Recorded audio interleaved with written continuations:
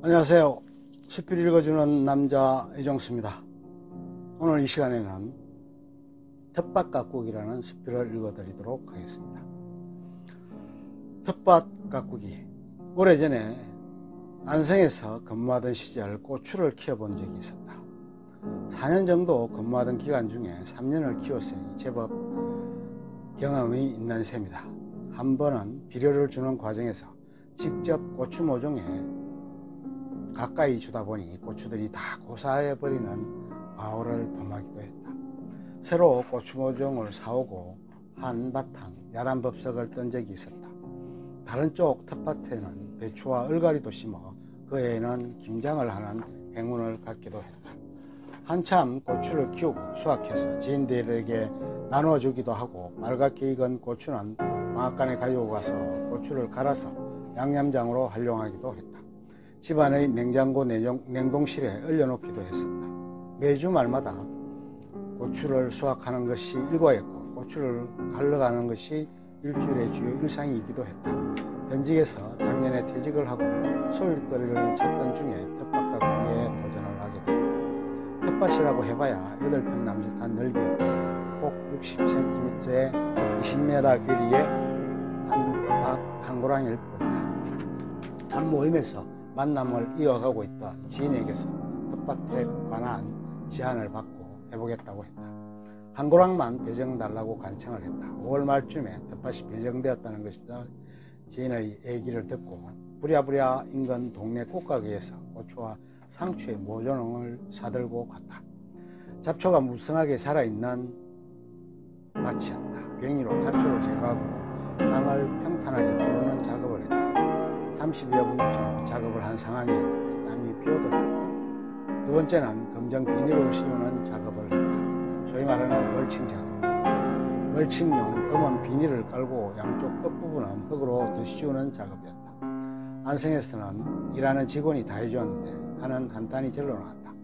그리고 반대쪽의 멀칭용 비닐에도 같은 작업을 해서 멀칭용 비닐을 텃밭 위에 깔았다. 이제 모종 이식을 위한 준비 작업이 완료된 셈이다. 평일이고 늦은 오후 시간이라 다른 사람들은 눈에 띄지 않았다. 아주 토질이 좋은 상태인 것 같아 보이지도 않았다. 돌들이나 자갈도 제법 있어 보였다. 퇴비등도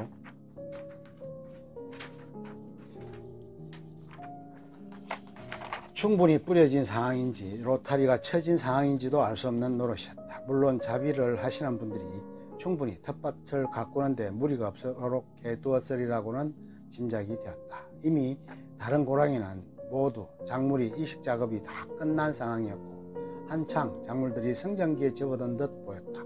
세 번째는 모종 이식이었다. 고추 모종을 열을 맞춰 심었다. 양쪽으로 두 줄을 맞춰 심었다. 상추가 20포기쯤이었고 고추도 20포기쯤 되었다. 네 번째는 물주기였다. 모종의 이식 작업이 끝난 후에 물을 듬뿍 주었다. 물 뿌리개로 충분히 뿌리가 자라도록 물을 주었다. 텃밭의 한켠에는 수도가 있었고 플라스틱 물통도 하나 있었다. 호수가 있기는 했지만 그것을 연결시켜주는 물을 주는 것은 어려웠다. 이로써 텃밭 가꾸기의 1차 작업이 완료되었다. 처음 시작은 미미하였다. 끝은 성경 말씀처럼 창대해질지 알 수 없는 노릇이었다. 다음 날에는 추가로 모종을 더 싸다 심었다. 고추 10포기, 호박 5포기, 옥수수 10포기, 가지 10포기였다. 친구들에게 텃밭 가꾸기를 할 사람을 모집하기도 했는데 모두들 손사래를 쳤다. 편하게 쉬지 뭘 그런 걸 하냐는 식의 답변이었다. 고추의 이해의 작물들은 다 처음 해보는 것들이라 걱정이 많이 되었다. 다음 날에는 지주대를 세웠다. 그리고 줄을 쳤다. 고추와 가지 쪽에는 그렇게 했고 토마토 쪽에는 각 포기마다 각각의 지주대를 세우고 끈으로 줄기를 묶었다. 매일 텃밭으로 다니며 물을 주는 것도 보통 일이 아니었다. 초보 농사꾼의 실수가 있었다. 호박 등은 야생으로 자랄 수 있도록 심어야 하는데 얼토당토 않게 텃밭 한가운데 그것을 심어 놓았으니 완전히 호박천지가 되어버렸다. 일주일쯤 지났는데 문제가 생겼다. 해외여행을 가게 된 것이다. 물을 줄 사람을 물색하여야 하는 것이었다. 예전 같이 근무했던 직원에게 부탁을 할까, 아들에게 부탁을 해볼까 이리저리 궁리를 했는데 마땅한 사람이 없었다. 연휴가 끼어있어 근무 때도 아닌데 휴일날 나와서 물을 줘야 하는 것이 보통 성가시는 일이 아닐 것으로 보였다. 애초 텃밭을 권고했던 교수님께 부탁을 간곡하게 드렸더니 흔쾌히 그 어려운 부탁을 마다하지 않았다. 해외여행을 끝내고 현충일에 귀국해서 물을 주러 갔더니 싱싱하게 작물들이 자라고 있었다.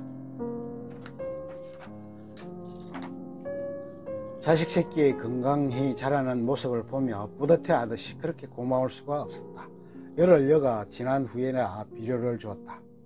예전의 과오를 잊지 않고 뿌리 부분에 직접 닿지 않게 중간중간에 멀칭된 부분에 홍을 빠고 그 속에 비료를 한 움큼씩 넣고 흙을 덮었다. 작물들이 하루가 다르게 잘 성장해 주었다. 두어 달이 지난 후부터는 수확하는 재미에 신을 나게 만들었다. 이제부터는 일주일에 한두 번씩만 물을 주는 시기였다. 중간에 병해충 등이 생겨난 가지 쪽에는 목조액을 뿌려 방제를 해보았는데 별무신통이었다. 상추도 충분히 뿌리를 내려 싱싱한 야채를 제공해 줬다. 고추도 친환경 고추를 마음껏 맛볼 수 있게 해주었다. 가지는 무당벌레의 침범으로 잎을 갉아먹기도 했다. 안성의 근무 시절이 끝나고 도시농업을 해본다고 해서 베란다에 텃밭을 갖고 본 적이 있었는데 열흘을 넘기지 못하고 상추, 고추 등은 다 고사해버리고 말았다. 참으로 참담한 실패를 거듭한 적이 있었다. 이제는 잡초들이 텃밭 가장자리에 자라나 그것을 제초하는 것이 큰 일거리가 되었다. 낫도 사고 장어도 장만을 했다. 여름철에는 모기가 문제였다.